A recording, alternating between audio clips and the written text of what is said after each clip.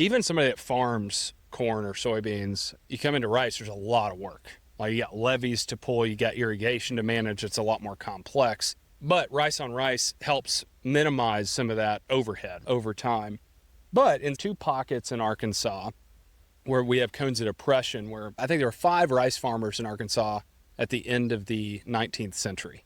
And then, of course, now we grow anywhere between 1.3 and 1.5 million acres of rice every year. 50% of the nations. 50% of the country's rice is produced here. But those 2 cones of depression are where the original rice farms were in Arkansas, the Grand Prairie region and the Catch River Valley. So a lot of new water management practices are being adopted. You're seeing some of the rice on rice dissipate. By cones of depression, he means the groundwater is becoming further and further down. There's less and less of it. It's further down. It's more cost at a pump. If everybody's putting straws in the pond and sucking it up, then it's eventually going to go dry. Whose straw goes dry first depends on where you're at. And so it's a true public goods problem.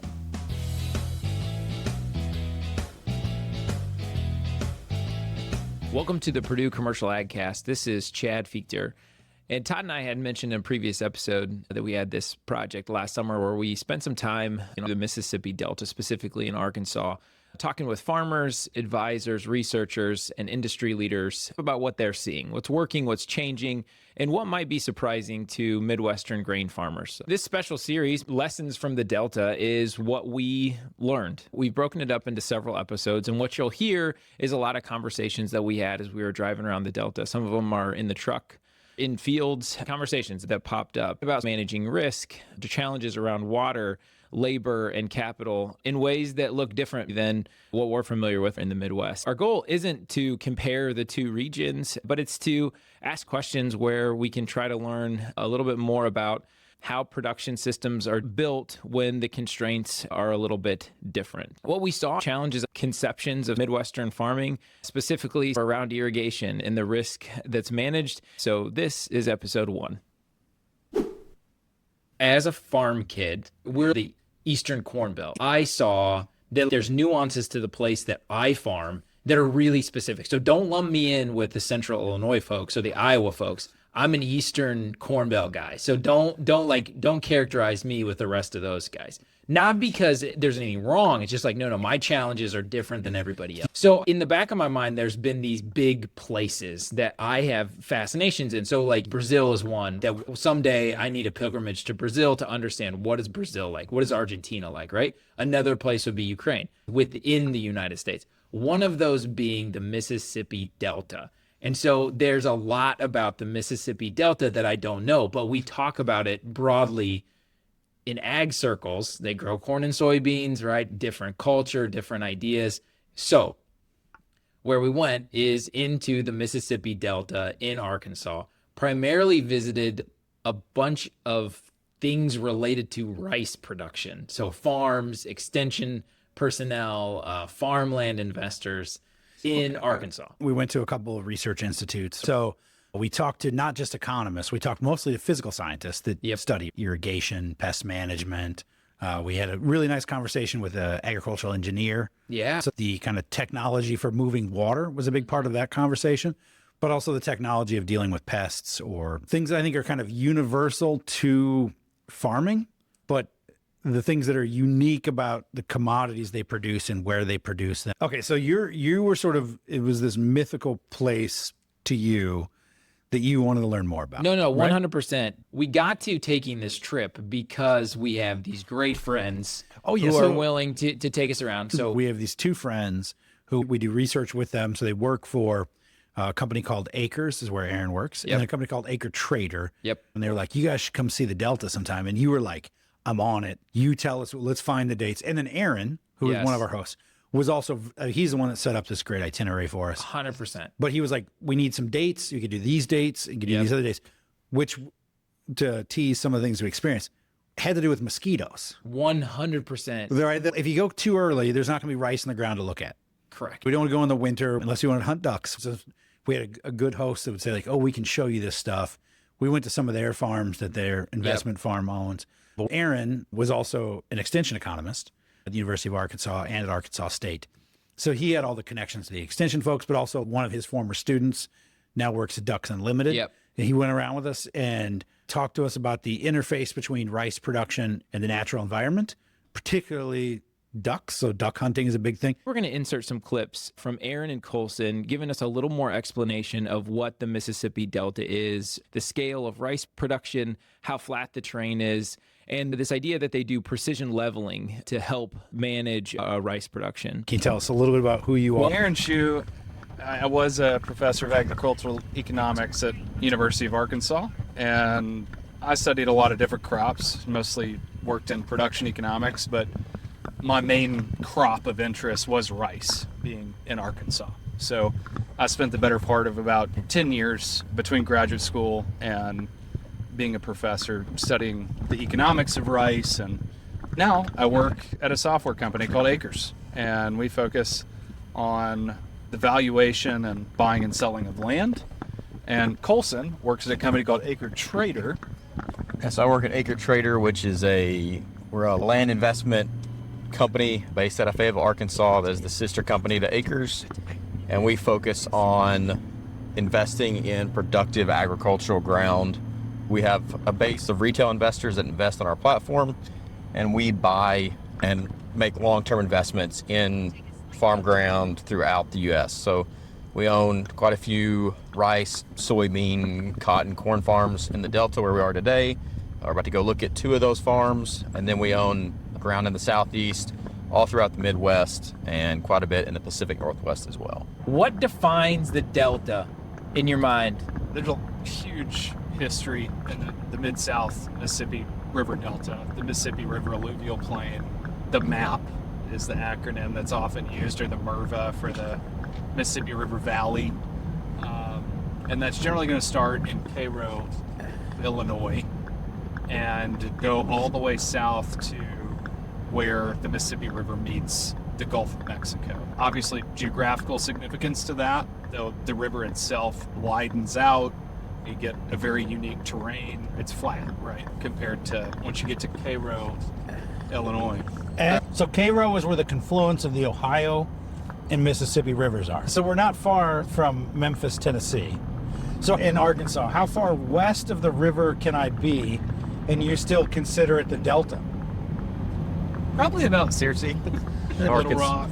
Think of it like it's roughly a third to a half. Yeah, it's the eastern third. Little Rock east. So put a dart in the middle of the state, move, directly east about 40 miles, and you're in the Delta. I study farmland markets and people that were interested in investing in farmland as an investment asset class. For a while, we're really hot on the Delta. And the argument they were making is you can plant 3 to 4 different commodities, and you can let the annual variation in the economics, costs and returns of those commodities dictate what you do, as opposed to the Corn Belt where we have 2, maybe 3 commodities that you could do with that land. And so if farmers here could plant anything, they didn't have to worry about making money, right? They just plant it because that's what they like to do. They would still plant rice, like that rice is still what they prefer to do.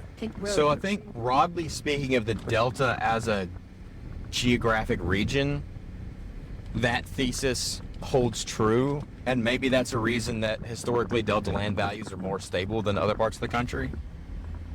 But on a farm-to-farm basis, I don't think that there's not that much crop optionality in my opinion. So like on these heavy clay soils, you're typically confined to growing rice and soybeans. You don't have optionality for cotton and corn. It's probably not going to do great either. So you're just pretty well stuck with two crops there. And then as you move to lighter, sandier soils, most of those guys are growing corn, cotton, and soybeans. But the switching cost between being somebody that grows cotton and somebody that doesn't grow cotton is incredibly expensive. So in order to grow cotton, you got to buy a cotton picker, and that costs $600,000 plus probably. So guys who grow cotton are typically married to growing cotton. Guys who grow rice, and it's not that easy to switch. So I don't think on a farm-to-farm basis that necessarily holds true. I'd say the difference between here and the Midwest is a lot of guys down here are operating thousands, if not tens of thousands of acres. and they're spread over pretty wide geographies. So they moving equipment a lot. Equipment's dispersed around more so than I see in guys that work with in the Midwest. Okay, talk about the scale, because that's different. What do you mean by that? Like, geographically dispersed, they grow a lot in one area, or talk about the farmers that are here. Both. There are farmers, obviously, with less than a few thousand acres, but I mean, most people that are farming rice are farming multiple thousands of acres at least, and they're, the bigger operators are even into the 15 to 25,000 acre range. So, yeah, just to that point, you basically just move your equipment all year, field to field, and there's always something you need your equipment for. What's the like machinery bottleneck in rice? Like, is it combine capacity? Is it ability to get it sprayed? Is it planting? I don't know that it's so much equipment as it is weather. I feel like weather is probably the biggest. Maybe levees and dirt work, if anything. Levees and dirt work. Because you have to do that before you plant. So you got That's that. right. A lot of rice farmers burn stubble. Okay. I think the research is really mixed, but rice straw has really high silica content. And I am not a soil scientist by any means, but I think there's some debate among soil scientists even that, hey, if you till in that high silica straw, it doesn't break down well and it can inhibit nitrogen and other nutrient uptake. It's pretty thick. I mean, if you go through a rice field that's been cut, there's a lot of organic matter, right, left over. More than like a wheat field? Have you been Yes. okay. Yeah, more than that. And it doesn't break down like wheat field stubble does because of the silica in it. And so people will burn it off. And do you mean like burn like fire or Like burn literally- like chemical? No, burn with fire. Okay, And yeah. so they're big fires. And what would be the other, like you would try to like harvest that biomass and do something with it, or what else? What other options do you have? I'm not sure that the research is super solid that it won't break down. And so there are some really innovative farmers that are experimenting with other ways. They're trying to till it in and planning and doing experiments on yield to see how much it changes. So turning walk your us irrigation through on. how this irrigation works. Mm-hmm. So generally, Coming from a spring or like a... this is all groundwater. I mean, now, of course, years like this year, we get enough rain that it'll stay flooded until early July. And again, you're trying to keep it roughly around 4 inches. Could be less at some times. And there are some methods that are increasingly adopted, like alternating wetting and drying. So flood it up for a while and then let it drain back down over a few weeks. Save water, improves greenhouse gas emissions, things of that nature. But when they do irrigate, it's generally groundwater from the alluvial aquifer. So hundreds of feet under us, there's big aquifers. They'll pump it up in a pump like this, and it'll spill out here. And then they'll often have pipes that run out to risers where you can see there's a levee there. There's kind of a raised to section off the field. That's how they help manage the water depth across a varied terrain. Or in our case here, it's actually been leveled so that it's a very specific depth everywhere. But they'll have risers even running thousands of feet. So even though, it's a long way over there. It's like a mile across these fields. And you could have risers where this pump actually pumps water underground through a pipe and it rises and dumps out in that field. What's that cost like per acre? And how often do you have to do it? Do you know? So it all depends on the level, how unlevel it was before. So Makes sense. on this farm, I think this farm we spent somewhere between $400,000 and $500,000 on leveling to do 300 to 400 acres. Okay. So $1,500 an acre. And you don't have to do it often, but you do have to true it up sometimes. So over time, dirt moves around. You have to come in and clean it up a little bit, but that $1,500 an acre cost is a one-time expenditure. So how level are we talking? Is this like tennis court level, or we got a couple inches of variation? So this side of the road, we didn't come in and level. It was already done. It's already what we'd call graded. So it's the whole field slopes a certain direction, typically at like they call it at a tenth. I don't know what metric that is. Okay. Very, very light drop. Yeah. It's like a tenth over so many, I don't even know. 100 It's over 100 feet or something like that. So like less than like a railroad. Yeah. Visually, it Right, looks yeah. it looks very No, flat. it looks super flat. It all looks like way On flat. this side of the road, we came in and precision leveled it, so the entire field is at the same elevation. And the reason for that is that, like, the premier way to grow rice, and we'll get back to the pumping water question in a second with this, but like the premier way to grow rice is rice on rice. So just in terms of managing a field and an operation, you know, when even somebody that farms, say they have a background in farming corn or soybeans, you come into rice, there's a lot of work. Like, you got levees to pull, you got irrigation to manage. It's a lot more complex. All of your herbicides change, right? Because a lot of herbicides are not sprayed in rice. They're water deployed. So there's a lot of, like, you have to know a lot, and it's often a lot more work. I mean, the new technologies in rice are like, hey, how do we automate the irrigation coming on and off? You know, because I don't want to get up at 2 a.m. and have to drive 10 miles to my field. But rice on rice helps minimize some of that overhead, right? Over time. But in some places, not here, but there are 2 pockets in Arkansas where we have cones of depression, where we've been, you know, rice been, I think there were 5 rice farmers in Arkansas at the end of the 19th century. And then, of course, now we grow, I don't know, anywhere between 1.3 and 1.5 million acres of rice every year. 50% of the nations. 50% of the country's rice is produced here. But those 2 cones of depression, you know, are often, that's where the original rice farms were in Arkansas, the Grand Prairie region and the Catch River Valley. And so a lot of new water management practices are being adopted. You're seeing some of the rice on rice dissipate. By cones of depression, he means the groundwater is becoming further and further down. It's harder. That's right. Yeah. There's less and less of it. It's further down. It's more costly to pump. Yeah. Thank you. That's a very good point. If everybody's putting straws in the pond and sucking it up, then it's eventually going to go dry. Whose straw goes dry first depends on where you're at.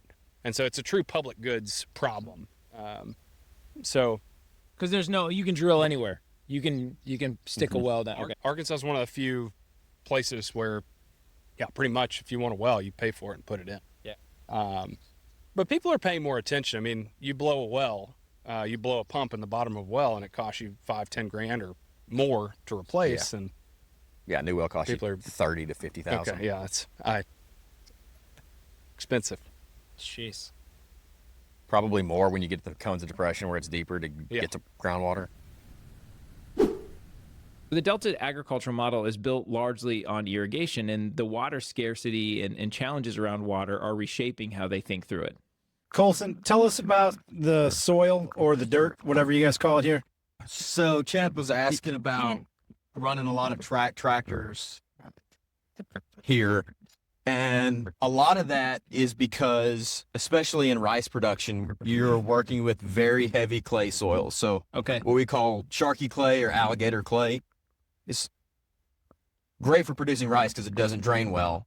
But it also doesn't drain well. So that's why you have lots of tractors, very heavy soil. And then you're asking about why are soybeans planted? Well, yeah, so we're driving by, I mean, this is a big field. That's got to be 60 to 80 acres of soybeans planted on top of ridges. Furrows. What are we doing there? So it comes back to that soil question. So soybeans, like corn, does not like wet feet. Soybeans will tolerate it more than corn will. Okay. But because our soils, especially in these fairly level fields, you can see the water standing between the soybean furrows. So creating those furrows gives a little bit of, it'll help them dry out faster, even though it's still got that heavy clay soil. So that's how we grow a lot of soybeans. So are those 30-inch rows? Is that I'm guessing that's probably, I almost wanted to say 36-inch rows there. Do you plant rice in rows, or you just scatter seed? Both.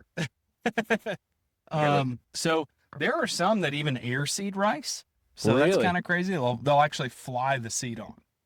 No way. Or I don't think it's super widely adopted, but now with hybrids, it's almost always drilled in, but a lot of this is not. So this is another field that we precision leveled. And if you notice, you don't see a bunch of levees down through this field. Right. Yeah. Like it's very uniform. If you see a field that's unleveled or just kind of roughly graded, you'll see tons of levees and they won't be straight. They'll be So following is the contours. that's like kind of this is not the way to say it, but like poor man's leveling. Like you can kind of like keep. You don't That's have right. to Yeah. level it all. the way. And it's it's operationally way more efficient. way more efficient Yeah. for the farmer. Sure, You're not trading playing labor, around. right? So when I was saying it's very expensive and hard to produce rice, it's that or more, it can be more capital intensive. So in this case, you're trading having to pull brand new levees every year for, hey, I'm going to go ahead and spend a couple $100,000 up front and level it out so we don't have to pull levees. So So that's you have to remove the levee to harvest? that's right. Well, my not goodness. necessarily to harvest, but you're Here's- we're generally going going to by- break them all. Now see, this is a graded field. This is the one we precision leveled, and notice the levee snakes back through the field. Okay, Oh, so are you like, is this a folk thing, like where if you're an old rice farmer, you can just look at a field and know where to stick those levees? Because I mean, we're talking those things don't take a normal path, or is that you use a software program to tell you where to go? Most people are doing that now. Okay. Like, I've got a friend up here, Richard Pickett, that he was one of our grad students when I was at A-State, and got super into drones, specifically flying LiDAR over fields. And so he's been in this business now for, I don't know, 7 years, flying drones over fields, getting calculations, and both for precision leveling, but also for contouring. You'd have just I mean, assuming it looks like a kind of a V-based thing that you kind of drag up sort of a furrow. Right. How about evaporation of water? So if you have the rice that we were looking at was probably a foot tall, and you got 4 inches of water on the ground, how much of that water is soaking in versus being evaporated versus just Mostly stagnant? going to run off. All of this land drains through various sloughs and tributaries over to the Mississippi River. And so therein lies this is the perpetual problem in the Mississippi River Delta for the past 130 years. Like keeping water on where you want it, getting water off everywhere you don't want it. It is the problem. So in the mid 1800s, the Delta was primarily old growth forest and swampy old growth forest. Sure. And folks like R.E. Lee Wilson came in and they logged tens of thousands, hundreds of thousands of acres. They built railroads. Initially, they started with mules, and then they moved to railroads. And water became, water management and getting water off became a huge problem. They started engineering lots of new tributaries and created water management districts where people collaborated to build sloughs that all fed over to just massive irrigation management projects. Large amounts of human capital spent trying to get water off. But also at the end of that time, they logged everything. Most of the value of the forest was gone. People had settled here. A place like Wilson, Arkansas, started producing row crops. And rice became one of those crops that was introduced because, hey, it's a swamp. Rice likes water. Let's see what we can do. But when there's excess water on the fields, you hope, in fact, and I don't know how much of this goes into acre traders' valuations, but I know in talking with farmers, a lot of what they're going to look for when they evaluate a farm is drainage. So it's where do you get water on and how do you get water off? So if everything floods, if your slough or your outlet floods, how quickly does it drain back down? Because, again, rice, while it likes water, it doesn't want to be underwater for very long. So I just saw someone with a pond in their, like by their house. Oh, yeah. Is that's a normal thing? People dig ponds for recreation? For sure. Ponds for recreation, and then something else you'll see at the Rice Center and in the big projects. One of the last big projects I worked on over here was on surface water reservoirs, which we've been talking about water, and we get a lot of water in the off season. The problem is we built the delta to like drain off for the most part, and then it dries up. About right now it'll dry up, and then we have to use groundwater until end of season. So there's been some pretty major investment over the years, initially privately, but now there's some subsidies out there through EQIP and CSP to build, to take 10 or 20 or 40 acres out of production, build a surface reservoir for recreation, but also irrigation. And so you're capturing all that rainfall during the wet season, and then you can then cycle that onto your fields during production. Then you don't have to use groundwater or less of it. So as two Midwest ag economists, can you give us the rice production year or calendar year? Right now it's mid-June. Yeah, so around here, you're generally going to plant around May, right? Depending on variety and everything else, but roughly between May to September average. How tall does the rice get? Like, will it get much taller than what we're seeing now? Oh yeah, 3 feet roughly. You get some dwarf varieties that are a bit shorter. So call it anywhere like 2.5 feet at the shortest. Again, in Arkansas, you're not going to see anything over probably 3.5 feet, be the upper end. But you go overseas, you got rice that's like 7 feet tall in some places. Oh, wow. So, Chad, what surprised you while you were there? No, I was surprised by how similar farmers are. Not in the sense that you can characterize them all the same, but they seem to also be really deep in the weeds of their thing. All of them could have given us a clear explanation of how you grow rice and why they do it this way. And I love that. I think that was probably the part maybe like I was surprised at how much I was surprised. So a couple things surprised me. The first is I didn't realize how beautiful it would be. So it's insanely flat, but there, the flatness was like beautiful. Like the sky was like infinite. Yeah. And the sun, it felt like we were like literally feet from the sun all the time. Like it felt like we were like in the Caribbean. It was hot. It was like we woke up and the sun was on us. If we went to bed at night, the sun was on us somehow still. It was like just infinite sun, totally flat, but just lush and green, a cool looking breeze often, big clouds. So I was shocked by the beauty of it. My other surprising thing was what growing rice is, because I have never once thought about it. And I eat rice, and I thought about it a little bit. Like there's this sort of cliche in the ag sector. It's like people don't really know what we're doing here. And like that was definitely true of me with rice. In fact, one of the things that jumped out at me, things I'll remember for a long time, is when we were one of the research experiments stations, one of the researchers said it's the dairy of crop production. Yeah. Meaning you're always tinkering, you're always making adjustments, you're measuring something multiple times a day and making adjustments based on the natural climate, what's occurring. Like if there's a rain that comes through, you've got to adjust your watering practices. We talked to a number of rice farmers and people around rice. I was under the impression that the farmers there loved rice. So I often ask, if you didn't have to worry about the like financial part of this, you're just growing because you enjoy it, what are you going to grow? I feel like most farmers around here in Indiana will answer corn. I'm only planting soybeans or wheat because of like agronomic or economic reasons. Yes. But if this was just purely a hobby, I'm planting corn and I'm watching the corn and I'm doing stuff with my corn. I love corn. Yeah. So I assume that would be their case with rice. So we asked specifically, like if that was the case for you, you have to worry about agronomics, you have to worry about economics. You could just plant because this is what you love to do. Would you still grow rice? And they were like, nope. So hopefully if people are going to listen to this series, I'm picturing a lot of them being people who don't grow rice. Right. Maybe they grow corn and soybeans, but there's so much to learn. Like you're saying, just staying curious. Yeah, I think that was... And taking some of that back home. That's part one of our Lessons from the Delta series. So next week, we'll release more of our conversations with Aaron Shue while we were in Arkansas. And you'll hear more on automation of irrigation and rice economics versus corn and soybeans.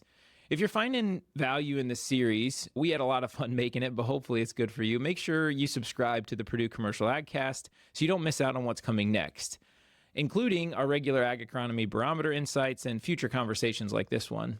We'll also sharing short videos on YouTube from each stop as we were spending time throughout the Delta, so be sure to check those out as well. Thanks for joining us, and we'll see you next time.